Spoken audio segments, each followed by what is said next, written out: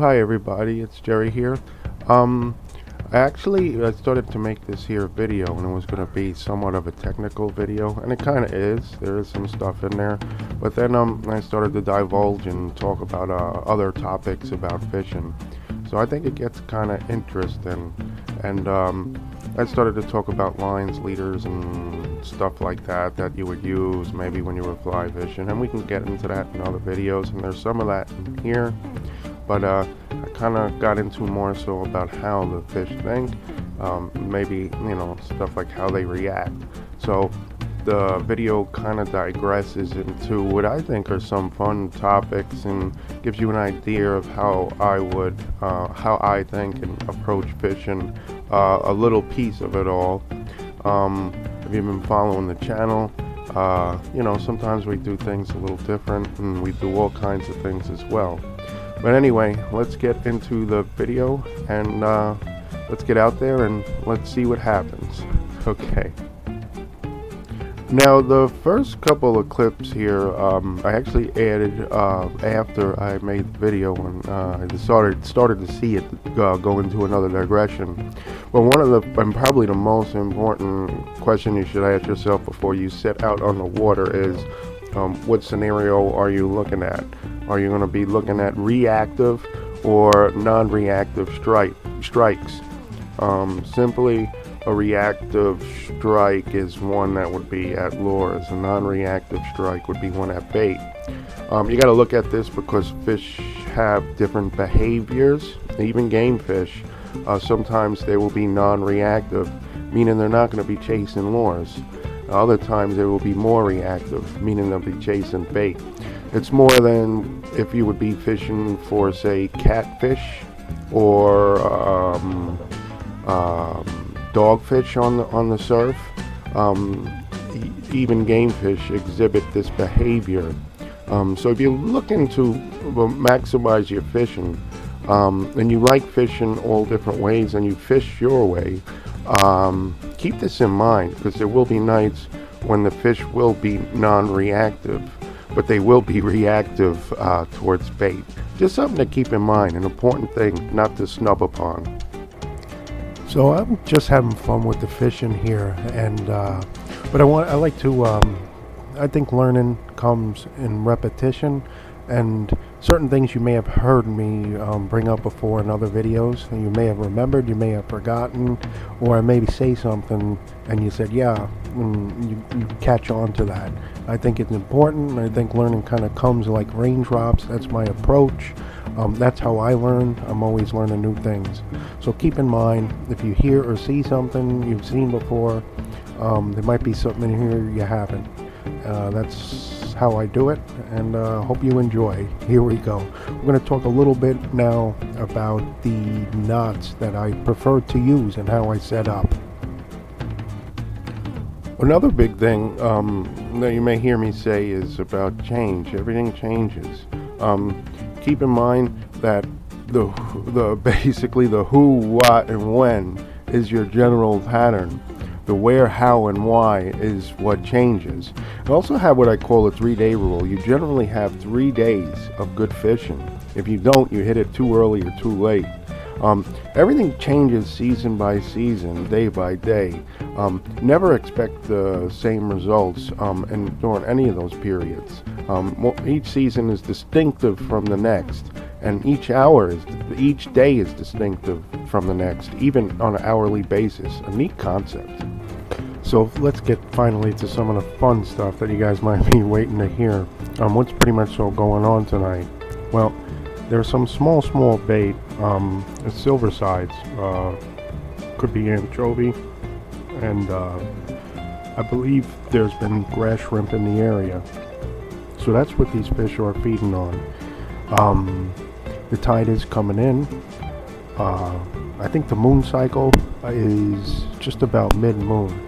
So it's a very, very slow moving current, and the water is coming in. I found these conditions to be favorable for bluefish and bass above fast ripping currents. They say a water moving faster than 6 inches per second makes the fishing difficult and the fish harder to move. So I prefer more of a slower or a mid-moon cycle. The cycle between the full and new moons, somewhat right in the middle, sometimes is prime for all kinds of game fish. As I was making this video, I thought about the age-old questions about what's better, the high or low and the in or out. People ask me all the time, and I wonder about it too myself. Sounds almost like computer programming. It's kind of funny, to me at least. But my opinion on high and low water, and more importantly in or out water, which is better, what's the best tide to fish? I personally think there is none. I think you have to fish all the water at different times. Each piece of water will produce different results on different tide levels. It'll change each time you go.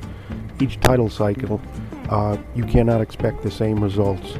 And that's just the bottom line. That's just how fishing is. Things change. So just get out there and fish it when you can. And you may be surprised some of the results you'll find. Now I'd like to touch upon presenting your lure or fly, whatever you choose to do. I think it's all the same approach. Generally you want to get ahead of the fish, upstream I like to say, or up current. So you want to gently cast up current, and you basically want to work your fly past the working fish. Now, sometimes you can't see them, you have to imagine that they're there, and sometimes you will see them. Let your fly or lure just drop past the fish, and you may see some come up on it and you may not. But the whole idea is you want to kind of get your fly past where you think the fish may be hanging from up. You want a gentle approach most of the time. Now I would like to briefly discuss a very important topic about matching the hatch. My opinion is that there are two big important underlying factors when you're matching bait fish that you're somewhat, I want to say somewhat, trying to mimic, and that's going to be size and color. Most important is size, second importantly is color. Now I say somewhat match because you don't exactly want to match, and that's why we use brighter colors. That's why I prefer yellows and chartreuses and even greens sometimes. The size will mimic, but that color will make you stand out. In some cases you do want to exactly mimic, but you're never going to do that. I've never seen a school of bucktails, nor SP minnows or poppers. But in the case that you do want to exactly match, go with your drab colors. Go with your grays, your browns, your blacks, and your olives. They will more closely mimic what you're trying to do. Just keep that in mind. But the most important thing to take out of this, when you're trying to match a hatch, find something, whether it be a lure or fly. At first, and most important, the size is the correct size to what is in the water, the approximate profile. And secondly, and sometimes, and it will make a difference most of the times, is the color. I like to more so stand out of the hatch. Not exactly match it, stand out. You want to match and stand out. To me, that's more important. Keep that in mind. That's how I think. Now, if you didn't notice while we were talking about matching a hatch, I just lost this is my third bluefish in a row. This is just simply going to happen with these guys. And it happens. I lose fish. We all lose fish. There's no YouTuber out there that has a fishing channel that doesn't lose fish. But this is just how it happens. It's part of the game that we play, that we call fishing, the great sport that we have. But anyways, let's get back to the fishing. Always remember, fish can be picky. All fish can be picky. Bluefish are picky. It's your job to figure out what they are taking. And if you haven't stand next to someone that's been catching fish all day and you can't stir up a bite, I think you understand that. My approach to this is look around you if you can. If there's nobody around, then you have to sift through what you have and figure out. Sometimes they'll key in lure, sometimes they'll key in on a presentation. But all fish can be picky. We all do have the occasional bite where they'll grab everything, and that's just fun and games. But part of the big game of fishing is figuring them out. So have fun with it. Try different things, do different things, different areas and different approaches, and try to catch those picky fish.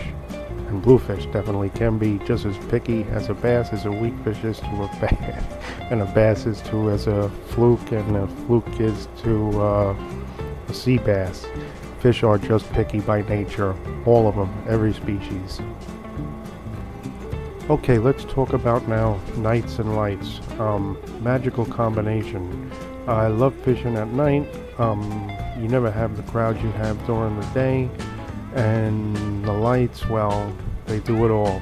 The lights will draw in all kinds of bait fish. And of course, if you have that bait in under the lights, game fish will be on them, right behind them. All kinds of game fish under those lights at night. Things you normally just won't bite, will bite at night.